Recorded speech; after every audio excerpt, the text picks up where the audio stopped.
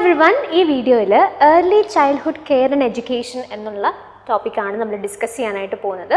So why is it so important? Jan 2025 എക്സാമിൽ നമുക്ക് വളരെ ഡയറക്റ്റ് ആയിട്ടുള്ള ഒരു ക്വസ്റ്റ്യൻ ഇതിൽ നിന്ന് വന്നിട്ടുണ്ടായിരുന്നു. Expansion of ECCES.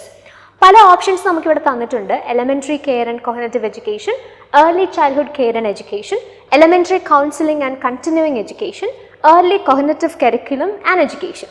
സോ ഈ ഒരു ക്വസ്റ്റ്യൻ വളരെ ഡയറക്റ്റ് ആയിട്ടുള്ള ക്വസ്റ്റ്യൻ ആണ്. അല്ലെങ്കിൽ നമുക്ക് ഒരു സിംപ്ലി ഇതിൻ്റെ എക്സ്പാൻഷൻ എന്താണെന്ന് അറിയാമെങ്കിൽ ആൻസർ ചെയ്യാവുന്ന ഒരു ചോദ്യം മാത്രമാണിത്.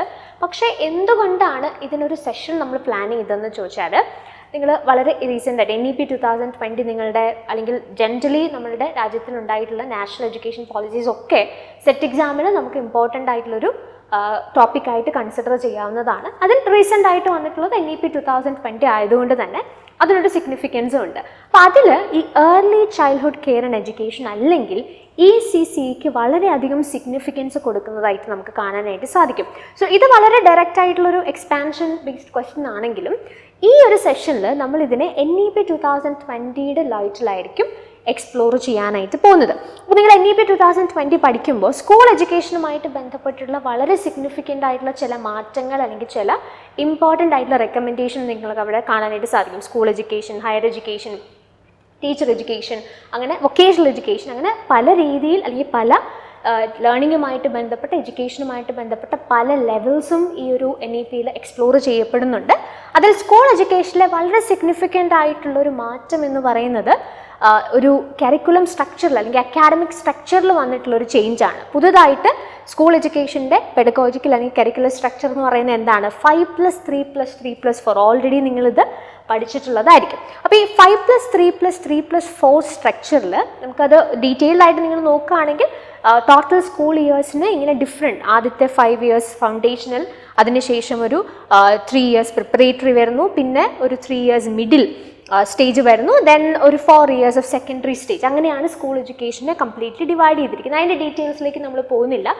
നമ്മളുടെ കോഴ്സിലും ഒക്കെ നമ്മൾ വളരെ ഡീറ്റെയിൽഡ് ആയിട്ട് തന്നെ ഈ ഒരു സ്ട്രക്ചർ ഓരോ സ്റ്റേജിലും എന്താണ് എക്സ്പ്ലോർ ചെയ്യുന്നതെന്നുള്ളത് നമ്മൾ ഡീറ്റെയിൽഡ് ആയിട്ട് പഠിക്കാറുണ്ട്. അപ്പോൾ നിങ്ങൾ ഇങ്ങനെയുള്ള കാര്യങ്ങൾ കുറച്ച് ഡീറ്റെയിൽഡ് ആയിട്ട് പഠിക്കണമെന്നുണ്ടെങ്കിൽ ഓൾറെഡി നമ്മളുടെ സെറ്റ് എക്സാമിന് വേണ്ടിയിട്ടുള്ള അടുത്ത സെഷന് വേണ്ടിയിട്ടുള്ള അഡ്മിഷൻസ് ഇപ്പോൾ ഓപ്പൺ ആണ്. സോ നിങ്ങൾക്ക് ഒരു സിസ്റ്റമാറ്റിക് ആയിട്ടുള്ള ലേണിങ്ങിന് താല്പര്യമുണ്ടെങ്കിൽ തീർച്ചയായിട്ടും ആപ്പിൾബിയുടെ സെറ്റ് കോഴ്സസ് നിങ്ങൾക്ക് പരിഗണിക്കാവുന്നതാണ്. ഓൺലൈൻ ആയിട്ടായിരിക്കും നമ്മുടെ കോഴ്സസ് അവൈലബിൾ ആക്കുക. ലൈവ് സെഷൻസിനോടൊപ്പം തന്നെ 24/7 നിങ്ങൾക്ക് ആക്സസ് ചെയ്യാവുന്ന ഒരു ഓൺലൈൻ പ്ലാറ്റ്ഫോം കൂടി നമ്മുടെ കോഴ്സിൻ്റെ ഭാഗമായിട്ട് പ്രൊവൈഡ് ചെയ്യുന്നുണ്ട്. അപ്പോൾ അതിനെക്കുറിച്ചുള്ള കൂടുതൽ വിവരങ്ങളൊക്കെ അറിയാൻ താല്പര്യമുള്ളവർക്ക് താഴെ കൊടുത്തിരിക്കുന്ന നമ്പറിൽ കോൺടാക്ട് ചെയ്യാം. അപ്പോൾ ഇവിടെ നമ്മൾ ഈ സ്ട്രക്ചറിൽ എന്തുകൊണ്ട് നമ്മുടെ ഈ സെഷൻ്റെ ഒരു എംഫസിസ് എന്ന് പറയുന്നത് ECCE ആണ്. അതിലെന്താണ് അല്ലെങ്കിൽ NEP 2020 ECCEയുടെ സിഗ്നിഫിക്കൻസ് എന്താണെന്നുള്ളതാണ് നമ്മൾ നോക്കുന്നത്. അപ്പോൾ ഈ പുതിയ അക്കാഡമിക് സ്ട്രക്ചറിൽ സ്കൂൾ എഡ്യൂക്കേഷൻ്റെ സ്ട്രക്ചറിൽ ഏർലി ചൈൽഡ്ഹുഡ് കെയർ ആൻഡ് എഡ്യൂക്കേഷന് വളരെയധികം സിഗ്നിഫിക്കൻസ് ആണുള്ളത്. അതായത് 3 വയസ്സ് മുതലുള്ള കുട്ടികളുടെ അല്ലെങ്കിൽ 3 വയസ്സ് മുതലുള്ള കുട്ടികളെ ഈ ഒരു സ്ട്രക്ചറിൻ്റെ ഭാഗമായിട്ട് ഇൻക്ലൂഡ് ചെയ്തിരിക്കുന്നതായിട്ട് നമുക്ക് കാണും. ഇതിന് കാണാനായിട്ട് സാധിക്കും. ഇതിന് മുമ്പുള്ള സ്ട്രക്ചറിൽ നിങ്ങൾ 10+2 ആ ഒരു സ്ട്രക്ചർ സ്കൂൾ എഡ്യൂക്കേഷൻ്റെ സ്ട്രക്ചർ പരിശോധിക്കുകയാണെന്നുണ്ടെങ്കിൽ 6 വയസ്സിലാണ് ശരിക്കും പറഞ്ഞാൽ എഡ്യൂക്കേഷൻ അല്ലെങ്കിൽ ആ ഒരു സ്ട്രക്ചറിൽ 6 വയസ്സ് മുതലുള്ള കുട്ടികളെയാണ് ഇൻക്ലൂഡഡ് ആയിരിക്കുന്നത് അല്ലെങ്കിൽ ഇൻക്ലൂഡ് ചെയ്യിച്ചിരിക്കുന്നത്. പക്ഷേ പുതിയ സ്ട്രക്ചർ നിങ്ങൾ പരിശോധിച്ചാൽ 5+3+3+4 നിങ്ങൾ 5+3+3+4 നിങ്ങൾ പരിശോധിച്ചാൽ 3 വയസ്സ് മുതലുള്ള കുട്ടികളെ ഈ ഒരു സ്ട്രക്ചറിൻ്റെ ഭാഗമായിട്ട് പരിഗണിച്ചിട്ടുണ്ട്. അപ്പോൾ അതുകൊണ്ട് തന്നെ ഈ ഏർലി ചൈൽഡ്ഹുഡ് കെയർ ആൻഡ് എഡ്യൂക്കേഷന് വളരെയധികം സിഗ്നിഫിക്കൻസ് ആണ് NEP 2020 കൊടുത്തിരിക്കുന്നത്. എന്തുകൊണ്ടാണ് അതിന് സിഗ്നിഫിക്കൻസ് ഉള്ളത്? അല്ലെങ്കിൽ 3 വയസ്സ് മുതലുള്ള കുട്ടികൾ അല്ലെങ്കിൽ ECCEക്ക് ഇത്രയധികം സിഗ്നിഫിക്കൻസ് എന്തുകൊണ്ടാണ് ഉള്ളത്? അതിനെക്കുറിച്ച് വളരെ ഡീറ്റെയിൽഡ് ആയിട്ട് തന്നെ NEP 2020 പറഞ്ഞിരിക്കുന്നതായിട്ട് നമുക്ക് കാണാനായിട്ട് സാധിക്കും. അതായത് ഒരു കുട്ടിയുടെ ക്യുമുലേറ്റീവ് ബ്രെയിൻ ഡെവലപ്മെൻറ്റിൻ്റെ 85% കുട്ടിയുടെ 6 വയസ്സിന് മുമ്പ് തന്നെ നടക്കും എന്നാണ് പറയുന്നത്. അപ്പോൾ ഒരു ബ്രെയിൻ ഡെവലപ്മെൻറ്റിൻ്റെ നല്ലൊരു ഭാഗവും 6 വയസ്സിന് മുമ്പ് നടക്കുന്നത് കൊണ്ട് തന്നെ ആ ഒരു കാലഘട്ടം, അതായത് 6 വയസ്സിന് മുമ്പുള്ള കാലഘട്ടം അവർക്ക് പ്രോപ്പറായിട്ടുള്ള കെയറും അതോടൊപ്പം തന്നെ അവരുടെ ബ്രെയിൻ സ്റ്റിമുലേറ്റ് ചെയ്യുന്ന അല്ലെങ്കിൽ അവരുടെ ബ്രെയിനിൻ്റെ ഫങ്ഷൻസ് ഒക്കെ സ്റ്റിമുലേറ്റ് ചെയ്യുന്ന രീതിയിലുള്ള ഒരു കെയറും ഒരു ട്രെയിനിങ്ങും അവർക്ക് കൊടുക്കേണ്ടത് വളരെയധികം സിഗ്നിഫിക്കൻ്റ് ആണെന്നാണ് പറയുന്നത്. So over 85% of A child's cumulative brain development occurs prior to the age of 6, indicating the critical importance of appropriate care and stimulation of the brain in the early years in order to ensure healthy brain development and growth.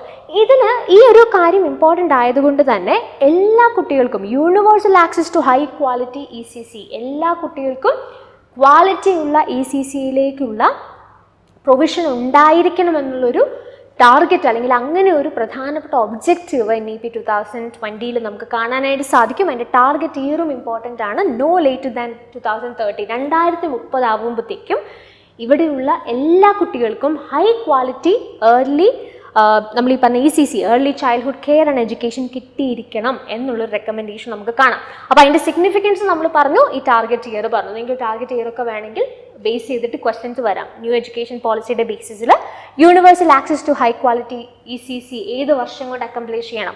No later than 2030. അതായത് 2030 ആകുമ്പോഴത്തേക്കും ഒരു first സ്റ്റാൻഡേർഡിലേക്ക് പോകുന്നൊരു കുട്ടി fully ആ first സ്റ്റാൻഡേർഡിൽ പഠിക്കാനായിട്ട് equipped ആയിട്ട് പോകണമെന്നുള്ള ഒരു ഒബ്ജക്റ്റീവാണ് നമ്മൾ ഇതിനകത്ത് കാണുന്നത്. ഇതോടൊപ്പം തന്നെ ഇതിൻ്റെ സിഗ്നിഫിക്കൻസ് മനസ്സിലാക്കിയിട്ട് ഒരു ഫ്രെയിം വർക്ക് അല്ലെങ്കിൽ ഒരു national curricular and pedagogical frame work create ചെയ്തിട്ടുണ്ട് ഫോർ ECC.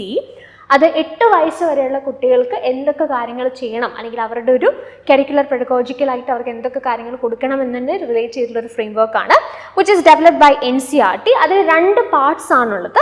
ആദ്യത്തെ പാർട്ട് എന്ന് പറഞ്ഞാൽ അല്ലെങ്കിൽ അതിൻ്റെ ആദ്യത്തെ സബ് ഫ്രെയിം വർക്ക് എന്ന് പറഞ്ഞാൽ 0 to 3 years, 3 വയസ്സ് വരെയുള്ള കുട്ടികളും അതിനുശേഷം 3 to 8 years old. അങ്ങനെ ഈ 2 കാറ്റഗറി ആയിട്ട് 2 സബ് ഫ്രെയിം വർക്ക്സ് ആയിട്ട് ഒരു national curricular and pedagogical framework for ECCയും ക്രിയേറ്റ് ചെയ്തിട്ടുണ്ട്, അല്ലെങ്കിൽ ക്രിയേറ്റ് ചെയ്യണം എന്നുള്ളത് അതിനകത്തൊരു സജഷനായിട്ട് നമ്മൾ കാണുന്നുണ്ട്, which would be developed by NCERT.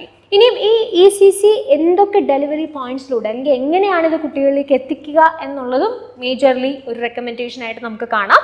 അംഗൻവാടീസും pre primary സ്കൂൾസും ആണ് ഇതിന് പ്രധാനപ്പെട്ട സോഴ്സസ് ആയിട്ട് നമ്മൾ കാണുന്നത്.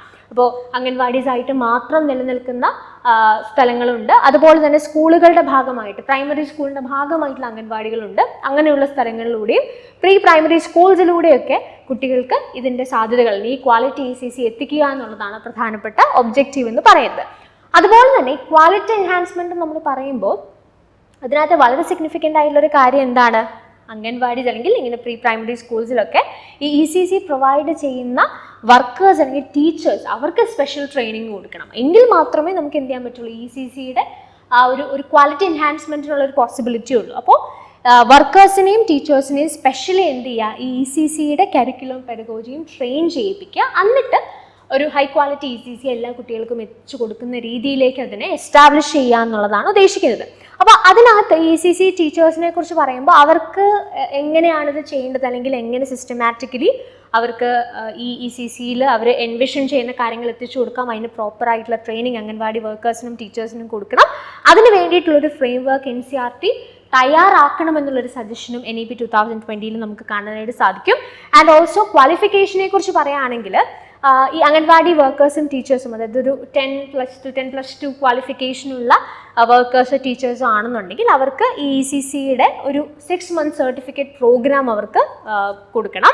ഇനിയും അതിന് താഴെ ഈ 10+2 ക്വാളിഫിക്കേഷൻ ഇല്ലാത്ത അതിന് താഴെ വിദ്യാഭ്യാസ യോഗ്യതയുള്ള അംഗൻവാടി വർക്കേഴ്സ് ആണെന്നുണ്ടെങ്കിൽ അവർക്ക് 1 വർഷത്തെ ഡിപ്ലോമ പ്രോഗ്രാം പോലെ ലിറ്ററസി, ന്യൂമറസി, അതുപോലെ ECC ആയിട്ട് ബന്ധപ്പെട്ടിട്ടുള്ള റെലവൻറ്റ് ആസ്പെക്ട്സ് പഠിക്കാൻ ഹെൽപ്ഫുൾ ആവുന്ന 1 വർഷത്തെ ഡിപ്ലോമ പ്രോഗ്രാം അവർക്ക് എന്ത് ചെയ്യണം, പ്രൊവൈഡ് ചെയ്യണം. ആൻഡ് ഓൾസോ ഇവർക്ക് ഇങ്ങനെ ഇവിടെ വർക്ക് ചെയ്യുന്ന ECC training anganwadi workers and ടീച്ചേഴ്സിന് കൊടുക്കുമ്പം അവരെ മെൻറ്റർ ചെയ്യാൻ ക്ലസ്റ്റർ റിസോഴ്സ് സെൻറ്റേഴ്സ് ഉണ്ടാവും, which is of the school education department, and they shall hold at least 1 monthly contact class for continuous assessment. അപ്പോൾ ഈ ഒരു ട്രെയിനിങ് ഈ വർക്കേഴ്സിന് ടീച്ചേഴ്സിന് കൊടുത്താൽ മാത്രം പോരാ, മന്ത്ലി വൺസ് എന്ത് ചെയ്യണം, അവരോട് ഡയറക്റ്റ്ലി കോൺടാക്ട് ക്ലാസ്സസ് ഒരു കണ്ടിന്യൂസ് അസസ്മെൻറ്റ് നടത്തണം. അപ്പോൾ എപ്പോഴും നമ്മൾ ക്വാളിറ്റി എൻഹാൻസ്മെൻറ്റ് എന്ന് പറയുമ്പോൾ കുട്ടികളിലേക്ക് നല്ല ക്വാളിറ്റിയുള്ള കാര്യങ്ങൾ എത്തണം എന്നുണ്ടെങ്കിൽ അവരുടെ ടീച്ചേഴ്സ് അല്ലെങ്കിൽ വർക്കേഴ്സിനും അവരുടെയും ക്വാളിറ്റി എൻഹാൻസ്മെൻറ്റ് ഇമ്പോർട്ടൻ്റ് ആണ്. അപ്പോൾ അതിന് അപ്രോപ്രിയേറ്റ് ആയിട്ടുള്ള കോഴ്സസ് പ്രൊവൈഡ് ചെയ്യുക, കണ്ടിന്യൂസ് ആയിട്ട് കോൺടാക്ട് ക്ലാസ്സസ് അല്ലെങ്കിൽ അസസ്മെൻറ്റ്സ് വെക്കുക എന്നുള്ളതും ഇമ്പോർട്ടൻ്റ് ആണ്. And also this will be introduced in ആശ്രംശാലാസ് and tribal dominated areas and in all formats of alternative school in the phase manner. അപ്പോൾ ഇത് നമ്മൾ കാണുന്ന സ്കൂളുകളിൽ അല്ലെങ്കിൽ ഇവിടെ നമ്മൾ വെൽ എസ്റ്റാബ്ലിഷ്ഡ് ആയിട്ടുള്ള സ്കൂളുകളിൽ അല്ലെങ്കിൽ അംഗൻവാടീസ് അങ്ങനെ മാത്രമല്ല, ട്രൈബൽ ഏരിയാസിലുള്ള ആശ്രംശാലാസ് അങ്ങനെയുള്ള സ്ഥലങ്ങളിലും ECCA പ്രൊവൈഡ് ചെയ്യുക. ആൻഡ് ഇതിൻ്റെ ഒരു മൊത്തത്തിലുള്ള റെസ്പോൺസിബിലിറ്റി MHRDക്കാണ് NEP 2020 കൊടുത്തിരിക്കുന്നത്. MHRD നിങ്ങൾക്കറിയാം, now it is rename to ministry of education, അങ്ങനെ അതിനെ റീനെയിം ചെയ്തിട്ടുണ്ട്. അപ്പോൾ ആ ഡിപ്പാർട്ട്മെൻറ്റിനാണ് ഇതിൻ്റെ ഫുൾ ആയിട്ടുള്ള റെസ്പോൺസിബിലിറ്റി നമുക്ക് കാണാനായിട്ട് സാധിക്കും. അപ്പോൾ ഒരുപാട് എലമെൻറ്റ്സ് ഈ ഒരു ECCയുമായിട്ട് ബന്ധപ്പെട്ട് നിൽക്കുന്നത് നമുക്ക് കാണാം.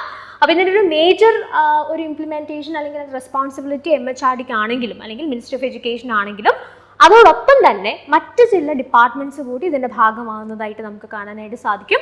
So the planning and implementation of early childhood care and education curriculum will be carried out jointly by the Ministry of HRD, which is Ministry of the MHRD or Ministry of Education, Women and Child Development, Health and Family Welfare and Tribal Affairs. അപ്പോൾ ഈ ഇവരെല്ലാം കൂടി jointly ചേർന്നിട്ടാണ് ഈ ECCയുടെ proper ആയിട്ടുള്ള പ്ലാനിങ്ങും ഇംപ്ലിമെൻറ്റേഷനും ഒക്കെ ചെയ്യുന്നത്. അപ്പോൾ coming back to the question, ഈ ക്വസ്റ്റ്യൻ ഇത്ര കോംപ്ലിക്കേറ്റഡ് ആയിട്ടുള്ളൊരു ക്വസ്റ്റ്യൻ അല്ല. ഓൾറെഡി ഇനിഷ്യലി ആ ചോദ്യം കണ്ടപ്പോൾ തന്നെ നിങ്ങൾക്ക് ആൻസർ കിട്ടിയിട്ടുണ്ടാവും. ECCയുടെ ഫുൾ ഫോം എന്താ? Early childhood care and education, that is option B. പക്ഷേ ഇതിന് NEP 2020 റെലവൻസ് ഉള്ളതുകൊണ്ട് നമ്മളത് കുറച്ചുകൂടി ഡീറ്റെയിൽഡ് ആയിട്ട് ആ ഒരു പോയിന്റ് ഓഫ് വ്യൂ എക്സ്പ്ലോർ ചെയ്തതേ ഉള്ളൂ. So the right answer for this question is option B. സോ ഈ സെഷനിൽ വളരെ സിഗ്നിഫിക്കൻ്റ് ആയിട്ടുള്ള ഒരു ഏരിയ ആണ് നമ്മൾ ഡിസ്കസ് ചെയ്തത്. അപ്പോൾ നമ്മൾ പഠിക്കുന്ന സമയത്ത്, ഇപ്പോൾ ഒരു ക്വസ്റ്റ്യൻ കാണുന്ന സമയത്ത് അപ്പോൾ അതിൻ്റെ എക്സ്പാൻഷൻ എന്താണെന്ന് നമ്മൾ കണ്ടു. പക്ഷേ അതിനെ റിലേറ്റ് ചെയ്ത് അല്ലെങ്കിൽ അതിനോട് അസോസിയേറ്റ് ചെയ്ത് സെറ്റിൽ തന്നെ സിഗ്നിഫിക്കൻ്റ് ആയിട്ടുള്ള മറ്റ് ചില ആസ്പെക്ട്സ് കൂടെ നമുക്ക് കവർ ചെയ്യാനായിട്ട് സാധിച്ചു. അപ്പോൾ ഇങ്ങനെ വേണം നിങ്ങളൊരു കോമ്പറ്റേറ്റീവ് എക്സാമിന് പഠിക്കാൻ. നമുക്ക് കണക്റ്റഡ് ആയിട്ടുള്ള ഏരിയാസ് ഐഡൻറ്റിഫൈ ചെയ്ത് അങ്ങനെ കണക്റ്റഡ് ആയിട്ടുള്ള കാര്യങ്ങൾ കൂടെ പഠിച്ചു പോകുക എന്നുള്ളത് നിങ്ങളുടെ ആ ഒരു ഏരിയയെക്കുറിച്ചുള്ള അണ്ടർസ്റ്റാൻഡിങ്ങിനും നിങ്ങളുടെ ഒരു മാർക്ക് സ്കോർ ചെയ്യാമെന്നുള്ള ഒരു ഒബ്ജക്റ്റീവിനും വളരെ സിഗ്നിഫിക്കൻ്റ് ആയിട്ടുള്ളൊരു കാര്യമാണ്. ഞാൻ ഓൾറെഡി പറഞ്ഞതുപോലെ ഈ രീതിയിൽ വളരെ ഡീറ്റെയിൽഡ് ആയിട്ടുള്ള ക്ലാസ്സസ് ആയിരിക്കും ആപ്പിൾ ബി അക്കാഡമി നിങ്ങൾക്ക് വേണ്ടി സെറ്റിന് പ്രൊവൈഡ് ചെയ്യുന്നത്. ഓൾറെഡി പറഞ്ഞതുപോലെ തീർച്ചയായിട്ടും നിങ്ങൾക്ക് താല്പര്യമുണ്ടെങ്കിൽ താഴെ കൊടുത്തിരിക്കുന്ന നമ്പറിൽ കോൺടാക്ട് ചെയ്യാം. ഇനി നിങ്ങൾ സെൽഫായിട്ട് പ്രിപ്പയർ ചെയ്യാൻ ആഗ്രഹിക്കുന്നവരാണ്, ഒരു പേഴ്സണൽ ലേണിംഗ് ആണ് നിങ്ങൾ ഓപ്റ്റ് ചെയ്യുന്നതെന്നുണ്ടെങ്കിൽ ഫ്രീ റിസോഴ്സസ് ഓഫ് കോഴ്സ് നിങ്ങൾക്ക് ഹെൽപ്ഫുൾ ആവും എന്ന് ചിന്തിക്കുന്നുണ്ടെങ്കിൽ ആപ്പിൾ ബി അക്കാഡമിയുടെ വാട്സാപ്പ് ഗ്രൂപ്പുകൾ അവൈലബിൾ ആണ്.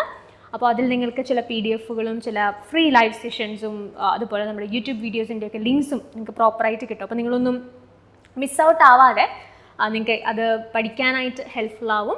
സോ അതിൻ്റെ ലിങ്ക്സ് നിങ്ങൾക്ക് ഡിസ്ക്രിപ്ഷൻ ബോക്സിൽ അവൈലബിൾ ആണ്. അപ്പോൾ ഒരു സെൽഫ് ലേണിംഗ് അല്ലെങ്കിൽ പേഴ്സണലായിട്ട് തന്നെ ഇരുന്ന് പഠിക്കുന്ന ആളുകൾക്ക് ഇങ്ങനെയുള്ള റിസോഴ്സസ് ഹെൽപ്ഫുൾ ആകും എന്നുണ്ടെങ്കിൽ ആ വാട്സാപ്പ് ഗ്രൂപ്പിലേക്ക് നിങ്ങൾക്ക് ജോയിൻ ചെയ്യാവുന്നതാണ്. Okay, so that's it for this session. Thank you and happy learning.